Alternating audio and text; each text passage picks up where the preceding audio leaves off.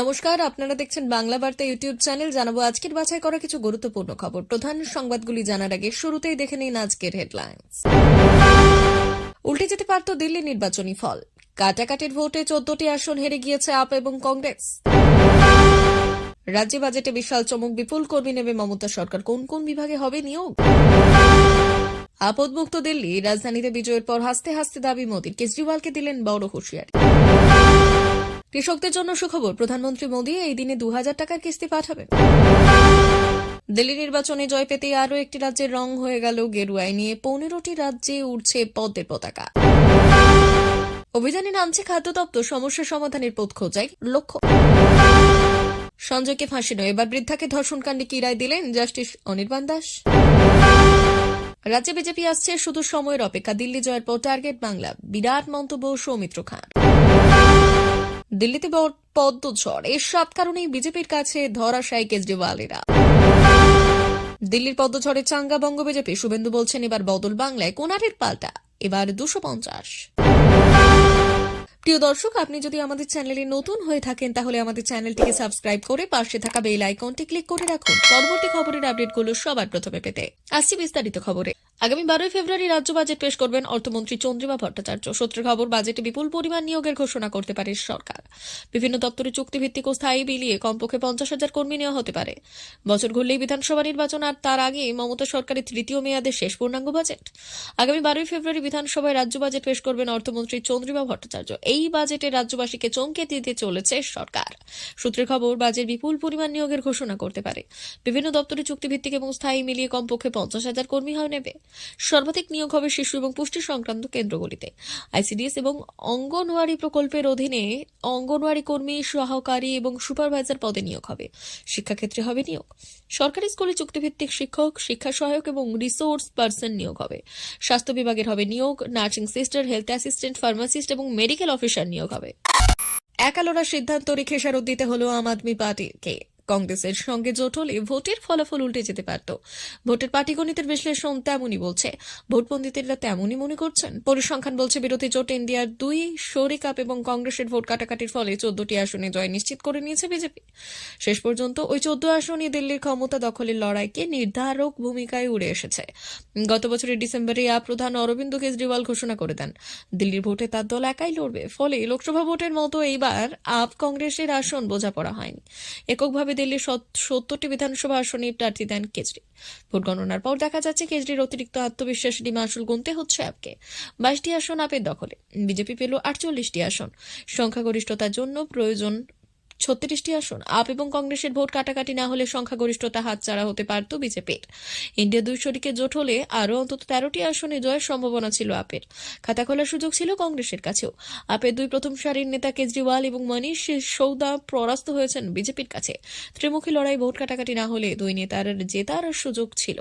নয়াদিল্লি বিধানসভা কেন্দ্রে আপ প্রধান কেজরিওয়াল পরাস্ত হয়েছেন 4089 ভোটে। আর ওই আসনে কংগ্রেসের টিকিটে দিল্লির প্রাক্তন মুখ্যমন্ত্রী শীলা দীক্ষিতের পুত্র সন্দীপ পেয়েছেন 4568 ভোট।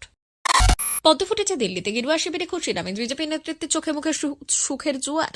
বিজয়ী উদযাপনের জন্য শনিবার সন্ধ্যায় বিজেপির সদর দপ্তরে হাজির হন খোদ প্রধানমন্ত্রী নরেন্দ্র মোদী।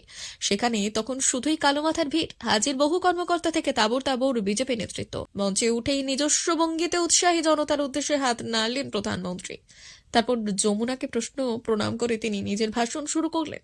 প্রধানমন্ত্রীর সব কথা আপদ বিদায় করেছে দিল্লিবাসী। একই সঙ্গে তার প্রতিশ্রুতি, বিকশিত ভারতের বিকশিত রাজধানী করব দিল্লিতে। নতুন প্রজন্ম উন্নত বিজেপি দেখবে। 2.5 দশক পর দিল্লিতে বিজেপির জয়কেই ঐতিহাসিক জয় বলে বর্ণনা করেছেন প্রধানমন্ত্রী। তিনি ধন্যবাদ দিয়েছেন দিল্লি বিজেপির নেতাকর্মীদের। বিজেপির সংকল্পের কথা বলতে গিয়ে প্রধানমন্ত্রী বলেছেন, দিল্লির মানুষের কাছে আমার গ্যারান্টি সবকা সাথ, সবকা বিকাশ এবং পুরি দিল্লি কা বিকাশ।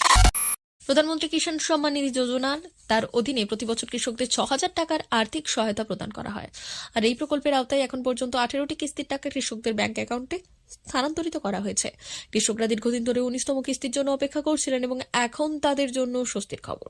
প্রধানমন্ত্রী নরেন্দ্র মোদী 24 ফেব্রুয়ারি 2025 তারিখে বিহার সফরের সময় কৃষকদের অ্যাকাউন্টে 19তম কিস্তি স্থানান্তর করবেন। 19তম কিস্তি 24 ফেব্রুয়ারি পাওয়া যাবে। কেন্দ্রীয় কৃষিমন্ত্রী শিবরাজ সিং চৌহান নিশ্চিত করেছেন যে প্রধানমন্ত্রী নরেন্দ্র মোদী 24 ফেব্রুয়ারি 2025 তারিখে বিহার সফর করবেন। আর এই দিনে 19তম কিস্তি কৃষকদের অ্যাকাউন্টে স্থানান্তরিত হবে। প্রতিটি কৃষকের অ্যাকাউন্টে সরকারি 2,000 টাকা পাঠানো হবে। আপনি যদি এই প্রকল্পের সুবিধাভোগী হন তাহলে 24শে ফেব্রুয়ারি থেকে আপনি ব্যাংক অ্যাকাউন্টে টাকা আসা শুরু করবে আপনার। আর এই প্রকল্পের আওতায় কৃষকদের প্রতি 4 মাসে 2000 টাকা 3টি কিস্তি দেওয়া হয়। আর এই সহায়তার পরিমাণ কৃষকদের কৃষিকাজ এবং অন্যান্য প্রয়োজনে দেওয়া হয়। সুবিধা পেতে হলে এই নিয়মগুলি অনুসরণ করা আবশ্যক। এই প্রকল্পের সুবিধা পেতে কৃষকদের কিছু গুরুত্বপূর্ণ শর্ত মেনে চলতে হবে। আপনি যদি এই প্রকল্পের সুবিধাভোগী হন বা হতে চান তাহলে আপনাকে নিম্নলিখিত বিভিন্ন নিয়মগুলি মেনে চলতে হবে। আপনার কাছে থাকা চাষযোগ্য জমির বিবরণ অবশ্যই সঠিক এবং আপডেটেড হতে হবে। ব্যাংক অ্যাকাউন্ট এবং আধার কার্ড একে অপরের সাথে লিংক করা আবশ্যক। ভারতীয় জনতা পার্টি দিল্লি বিধানসভা নির্বাচনে বিশাল জয় পেয়েছে, যার ফলে জাতীয় রাজনীতির 27 বছরের দীর্ঘ অপেক্ষার পর তারা আবার ক্ষমতায় আসতে চলেছে।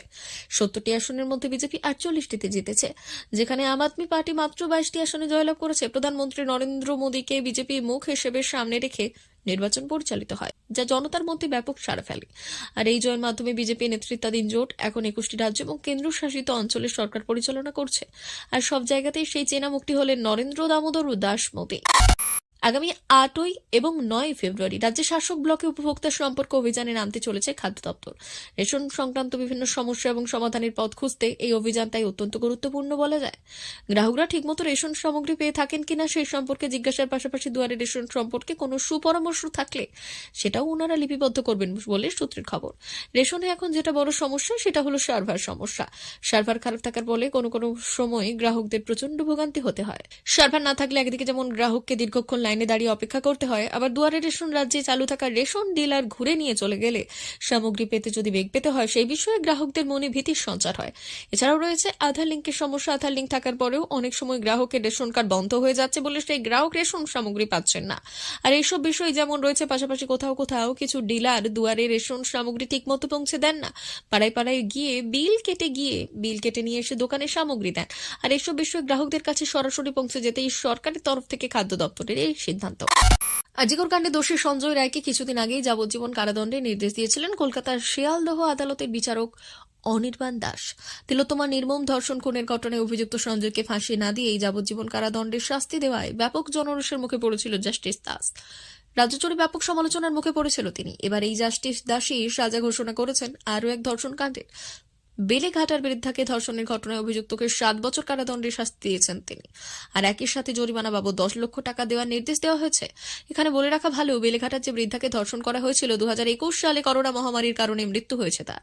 আর এই মামলায় দোষী যুবক প্রথমে জামিন পেলেও শেষ পর্যন্ত শাস্তি পেতে হয়েছে তাকে। বৃহস্পতিবার এই অভিযুক্তকে দোষী সাব্যস্ত করেছিলেন বিচারক অনির্বাণ দাস। পুলিশ সূত্রে খবর, 2020 সালে জুলাই মাসে বেলেঘাটার বাসিন্দা ওই বৃদ্ধাকে একা পেয়ে ধর্ষণ করেছিল বিধান বসু নামে এক যুবক। অভিযুক্ত যুবক নির্যাতিতার বৃদ্ধার বাড়িতে ভাড়া থাকতেন। আর জানা যায় বিধান বৃদ্ধাকে ধর্ষণ করে বেড়ানোর সময় তাকে দেখে ফেলেছিলেন বৃদ্ধার বাড়ির অন্য এক ভাড়াটে। সকাল থেকে ভোট বাক্সে উঠেছে মোদি ঝড়, আর তাই সমস্ত জল্পনার অবসান ঘটিয়ে নয়াদিল্লি বিধানসভা আসনে হার হলো আম আদমি পার্টির সুপ্রিমো অরবিন্দ কেজরিওয়ালের।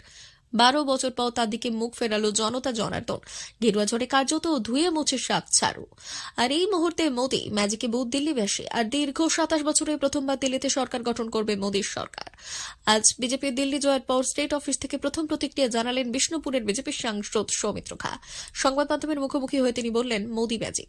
গোটা ভারতবর্ষ জুড়ে মোদি ঝড় চলছে। ভারতীয় জনতা পার্টির কর্মীদের যে লড়াই, সেই লড়াইয়ের ফল আমরা পাচ্ছি। কেজরিওয়াল যেভাবে গোটা দিল্লিকে কাঁচ টাকার ডিব্বা বানিয়ে দিয়েছিল, যেভাবে দুর্নীতির সাথে যুক্ত হয়েছিল কেজরিওয়াল, তার ফল আমরা দেখতে পাচ্ছি। দিল্লি জয়ের পেছনে ঠিক কোন কোন ফ্যাক্টর রয়েছে এই প্রসঙ্গে সৌমিত্রবাবু স্পষ্ট জবাব, দিল্লিতে এক তো পার্টির সবাই মিলে আমরা কাজ করেছি। এটা একটা বড় ব্যাপার। এটা বাংলার হচ্ছে না, তবে নিশ্চিতভাবে বাংলায় হবে। এটা আমাদের বড় দরকার। আর একটা হলো মোদি ম্যাজিক, এবং বাজেটে আমাদের কেন্দ্রীয় অর্থমন্ত্রী নির্মলা সীতারামন যেভাবে ঘোষণা করেছেন তাতে আমরা খুব ভালো ফল পাচ্ছি। নির্বাচন কমিশনের ওয়েবসাইট অনুযায়ী দিল্লি নির্বাচনের ফলাফলের ট্রেন্ড অনুযায়ী বিজেপি স্পষ্ট সংখ্যাগরিষ্ঠতা পাচ্ছে বলে অনুমান করা হচ্ছে। এদিকে অরবিন্দ কেজরিওয়ালের আম আদমি পার্টি অর্থাৎ এএপি 2013, 2015 এবং 2020 সালে নির্বাচনে জিতেছিল, কিন্তু এবার তারা অনেকটাই পিছিয়ে রয়েছে। এমতাবস্থায় স্বাভাবিকভাবেই প্রশ্ন উঠতে পারে যে 1 দশক ধরে দিল্লির ক্ষমতায় থাকার পর এএপি আচমকা এইভাবে পিছিয়ে গেল কি করে। বর্তমান প্রতিবেদনে আজ আমরা এই প্রসঙ্গেই বিভিন্ন বিস্তারিত আলোচনা করব এবং উপস্থাপিতও করছি। পাশাপাশি সেই সব কারণগুলো উপস্থাপিত করছি যেগুলি নির্বাচনের ফলাফলে এএপি কে পিছিয়ে রাখার ক্ষেত্রে বড় কারণ হিসেবে পরিগণিত হচ্ছে। 2.5 দশকেরও বেশি সময় ধরে দিল্লিতে ফুটলো পদ্মফুল, আর অরবিন্দ কেজরিওয়ালের আম আদমি পার্টিকে সরিয়ে হারিয়ে দেশের হৃদয়ে এবার বিজেপি রাজ। আর এই ফলাফল দেখে উচ্ছ্বসিত বঙ্গ বিজেপিও। 2026-এর বাংলায়ও বদল হবে, তৃণমূলকে সরিয়ে রাজ্যে ক্ষমতায় আসবে গেরুয়া শিবির, আত্মবিশ্বাসী শুভেন্দু অধিকারী, সুকান্ত মজুমদার। যদিও তাদের সেই দাবি নস্যাৎ করে দিয়েছেন তৃণমূলের অন্যতম রাজ্য সম্পাদক সাধারণ সম্পাদক কুণাল ঘোষ। তার সাক্ষতা, দিল্লির ভোটের ফলাফলের কোনো প্রভাব বাংলায় পড়বে না। 2014 সালের লোকসভা নির্বাচনের সময় থেকেই বাংলার ডালপালা মেলতে শুরু করেছে বিজেপি। 2018 সালের পঞ্চায়েতেও চোখে পড়ার ভোট টেনেছিল গেরুয়া শিবির। 2019 সালে লোকসভা ভোটে বাংলার 18 জন সাংসদ পেয়েছিল বিজেপি। 21-এর বিধানসভা ভোটে এবার 200 পার স্লোগান দিয়েও মাত্র 77-এই থামতে হয়েছিল তাদের। এরপর থেকে ক্রমশ ক্ষয়িষ্ণু দিলীপ, সুকান্ত, শুভেন্দুদের দল। ভোটে তৃণমূলকে কড়া চ্যালেঞ্জের মুখে ফেলা হতো দূরের থাক, ক্রমেই গোষ্ঠীদ্বন্দ্বে জড়িয়ে পড়েছে তারা। নব্যপনা মাদির দ্বন্দ্বে কাবু বিজেপি। সাংসদ, বিধায়ক সহ নির্বাচিত জনপ্রতিনিধিরাও দল ছাড়ছেন। এমন পরিস্থিতিতে বঙ্গ বিজেপিকে চাঙ্গা করতে হোম ট্যাক্স দিয়েছিল কেন্দ্রীয় নেতৃত্ব।